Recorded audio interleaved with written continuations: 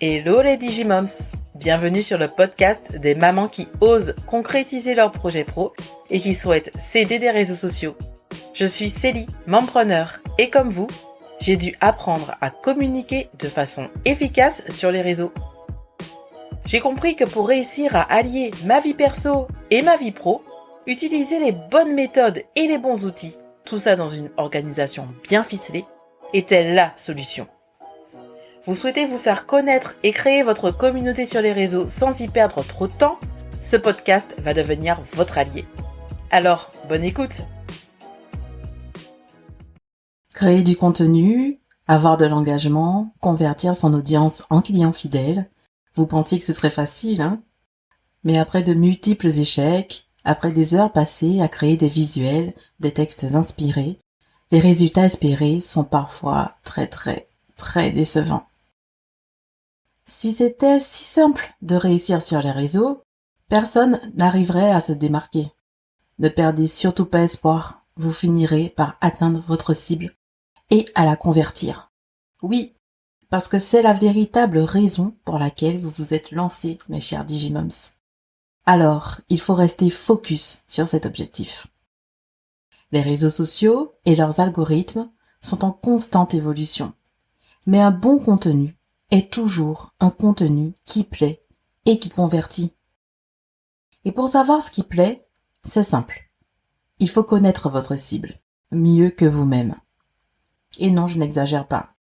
Tout part de votre cible, de ses besoins, de ses problématiques, de sa personnalité, de ses frustrations, de ses goûts, de ses habitudes digitales, de sa situation familiale et économique. Bref, connaissez votre cible par cœur.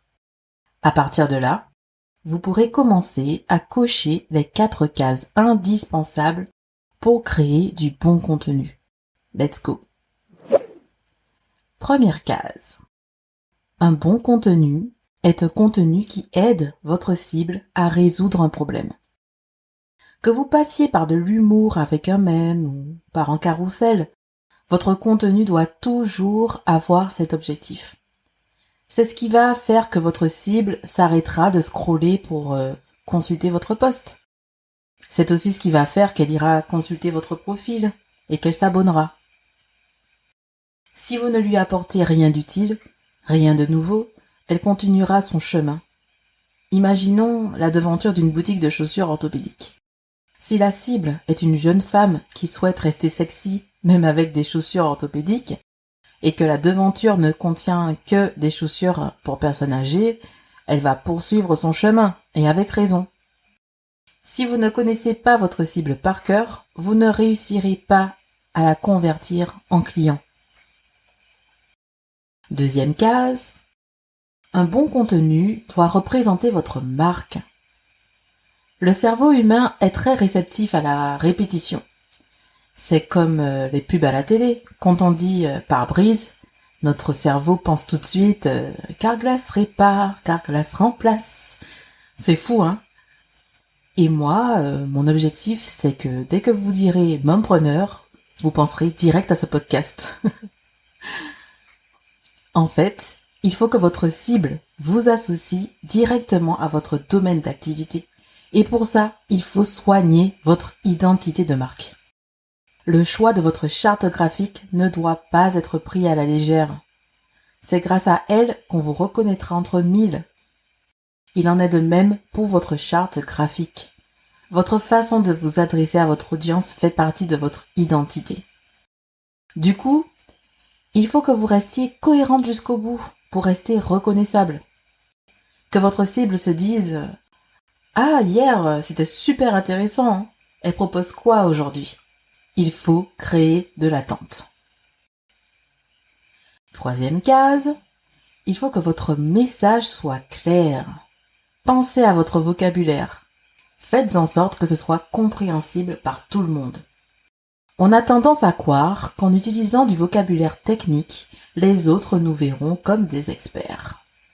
C'est peut-être vrai, hein, Mais si votre cible n'y comprend rien, elle passera son chemin. Donc ça ne sert à rien en fait. Autant simplifier votre message. En plus, votre audience pourra se projeter facilement dans une séance de coaching avec vous par exemple. Elle se dira que vos futurs échanges seront sympas. Alors n'hésitez pas à rendre votre discours accessible à tous. 4e case, suivez les tendances. C'est super, méga important de faire une veille tendancielle. Je vais prendre un exemple tout bête. Les réels et les vidéos TikTok. Pourquoi il y en a qui fonctionnent et d'autres non? Vous me direz sûrement que la qualité d'image joue énormément, qu'il faut être créatif pour réussir. Peut-être que ça joue un peu, mais je pense profondément que si on ne suit pas les tendances, on se tire une balle dans le pied. Faire une vidéo au format vertical, c'est choisir une musique tendance. Donc, que plusieurs personnes ont déjà utilisé et qui fait fureur. Il faut reprendre des danses dans des vidéos populaires.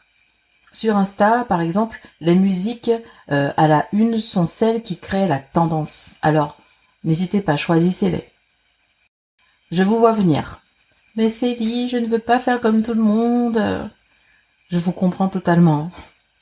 Mais gardez en tête que même si vous suivez les tendances, vous y ajouterez forcément votre personnalité et votre authenticité. N'ayez pas peur de vous lancer.